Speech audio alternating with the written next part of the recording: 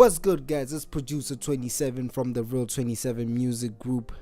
Well, the topic of today is how to get started with Ableton Live.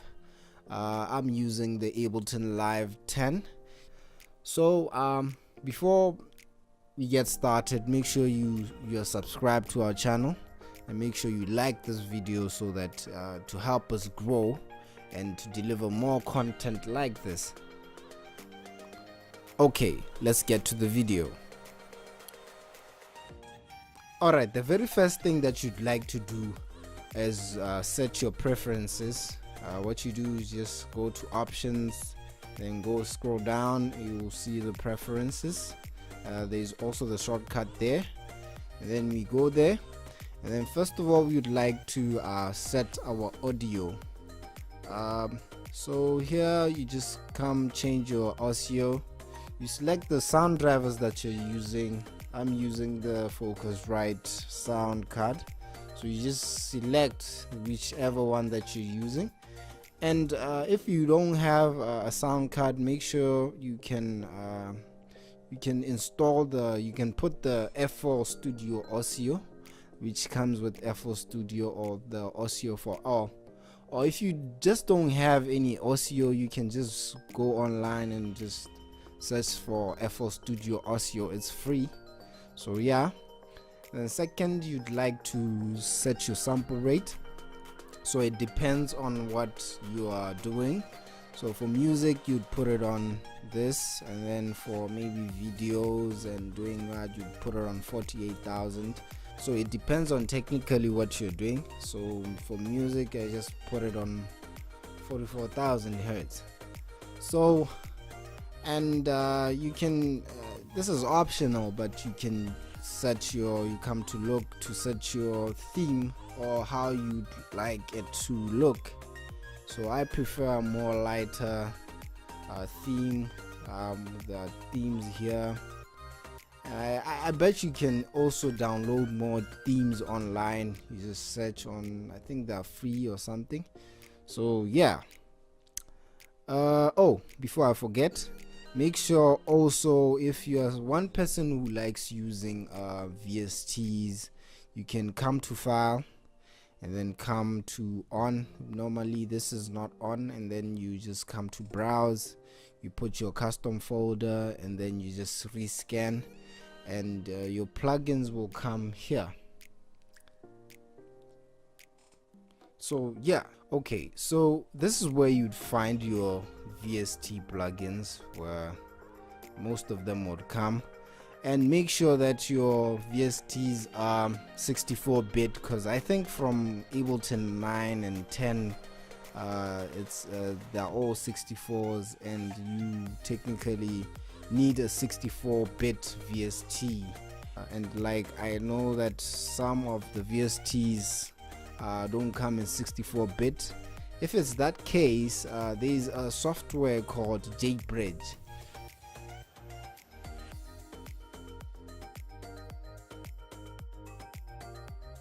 Okay, I'll be showing you the very important things that you need in order to, or you need to know in order to start using Ableton. The first thing is you just come to the bottom left corner. This is called the information window. So basically what this is, it's a window that basically tells you what things are. So when you just hover through a button, it will tell you what that thing does. So technically it can really help you out when you don't know what some things are. So up next is the session view, or the session window, which we can see right here. We can full screen it here by this button. There's a button right here. So basically this is where you record your audio tracks and MIDI tracks. So basically this one is an audio track. How you add an audio track, you just right click over here and then insert audio track, and the shortcuts are right here, the MIDI track and the return track. So you can just simply edit like that. And the returns are right at the bottom, and you added return and down there. So mostly returns, you'd put your delays or reverbs, you name it, man. And this is your master channel. And yeah, okay, on the multi-track, you have to really the track that you are recording, because it won't record anything. And you have to, let me say, you put your bass here, or your keyboard or vocals, you have to arm it in order to record it. And your MIDI, you have to arm it in order to record it. And for instance, you want to record them at the same time, you can simply press Control and the button, Control and the button, and simply it just selects both of them. You can select more if you want to record multiple instruments at a go, band or anything. So next up is the solo. This is where you solo a track if you want to solo a track. And this is the mute and unmute. You basically mute the track there. And this is your track volume, your panning left and right, your input output. This is your input. So if you want to record something, you have to put it on the same exact line that you've installed or inserted the instrument or mic on. As you can see, mine is on 1 and the meter is showing that it's peaking a signal. So here is your output. This is the output, which is the master, which controls the whole multi-track.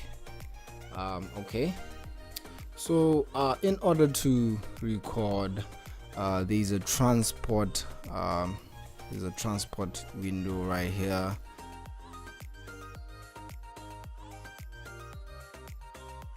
It has the play, stop and record. So in order to record, you have to arm the track that you're recording and click, and it will count for you and it will start recording, as you can see. So basically this is your looping, this is your pen tool, this button right here.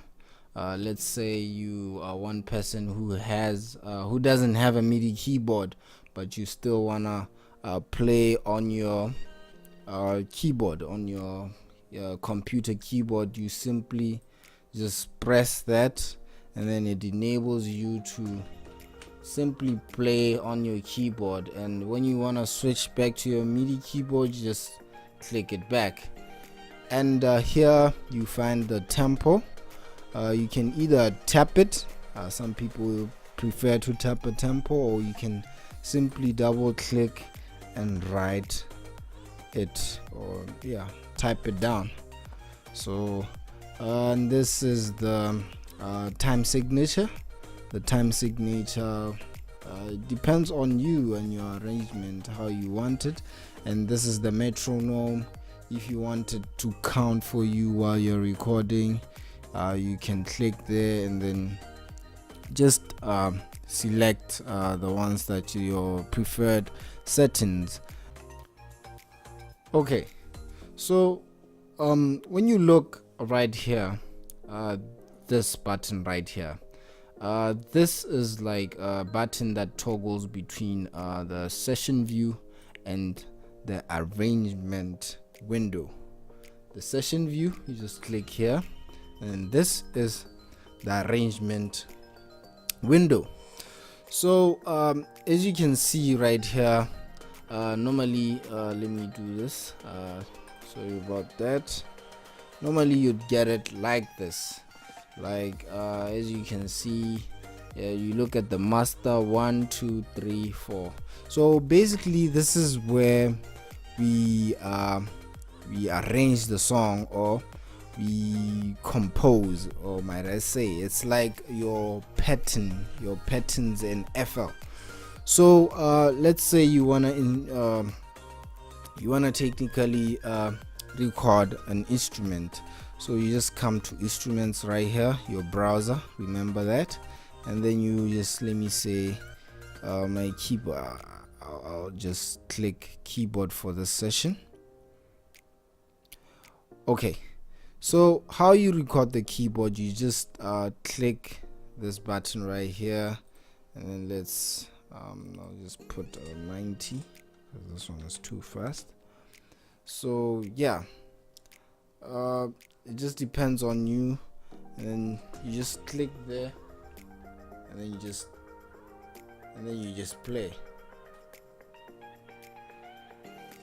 play your notes. So you just type that as intro, and then you wanna have your verse here, you're gonna type it as verse, and then maybe the hook, you're gonna type it as hook, and then yeah, you have your different variations of your pattern. So if you, for instance, you want to take it to the mix, to the session view, you just copy, and then shortcut tab, and then just come copy and paste it there, and then you can start arranging your song the way you want. So yeah, the other thing that I'm gonna talk about is that as you can see right here it's my keyboard, computer keyboard. So if you want to play something from your computer keyboard, you can just set it here, say computer keyboard, or you can just put on all instruments, and it will detect all instruments that you've connected and just play from there. And as you can see here, there is a knob at the center. So basically what this knob does is that it controls the volume, or how much of the effect at your send, at your return A do you want. So let's say you want a lot of reverb, you put reverb and delay at your B. You want a lot of reverb on your signal, you just boost it all the way, or you just it just depends on you, on how much you want. And you have your penning left and right, your left and right pen, and you have your volume right here, your muting, your solo, and your arming of the track if you want to record on that specific track. So yeah. Oh, and another thing, like for instance, you are playing from your arrangement window, and you wanna play things from this side, and it seems like it's not playing. You actually, there's a red button here, you actually just click that, and then it just plays things at your session window. Okay, for those people who don't really have MIDI keyboards, you can simply come, let's say you want to plot here, you can simply double click on it, and it will give you this window. You can see it's divided into 4 bars. You can simply select your pen tool and then just plot, or you can even double click without the pen tool. Just double click on the notes that you want, and then just create your sound, man. So guys, if you've watched this video to this point, man, please subscribe, man. Make sure you click that subscribe button, and don't forget to turn on that post notifications so that every time we post, you're the first person to see. Okay, I nearly forgot about something. Right here, this is your loop selector. Let's say you want to loop a certain part on your song. Just come here, then select your loop. That place would play in a loop. How to deactivate it, you just press there, or Control L on your keyboard. The cool feature about Ableton is that you can group tracks. So you can For instance, let me add 2 MIDI tracks and then 2 audio tracks, and let's say here I have my vocals. You simply press Control and select the one that you want, the track that you want, and then you simply group. And how you can name it what you want. Let's say these are vocals, this is true, and then you name this instruments. Another cool feature about Ableton is that you can add a group in a group. So for instance, you want to separate your backings. You just create a group and Control R, and then you just say maybe backings, as simple as that. So it has its own volume, and then the main has its own volume, and this really helps when maybe the instruments are too high and you need to decrease them instead of just going one by one. So it's really essential in that part. Then we get to the down here you have that the audio effects window. So basically this is where you add your effects. For instance, you've recorded your vocals right here, you want to EQ, add effects like EQ, compressing. You just simply drag and drop them. Or you want the EQ, the compressor, just drag and drop. Chorus, echo, but I advise that you put echoes on the sends and returns. And on the MIDI, that's where basically the instrument is. You can see right now we have the grand piano right here, and right here we have nothing, so I can just select this one, and then there you have it. You just drop the audio. It's even written drop audio effects here. And then the last one is your CPU load meter. So this one actually tells you how much of your plugins, or how much of Ableton is actually eating up your CPU power. So for instance, right now we are at 0%, but if we were to load some of the plugins, let's say which one is faster, let's just say mic room, and then just add, see it's increasing, and then mic room. The CPU load is still is increasing as we add more plugins. So note that as you putting your plugins, look at your CPU load.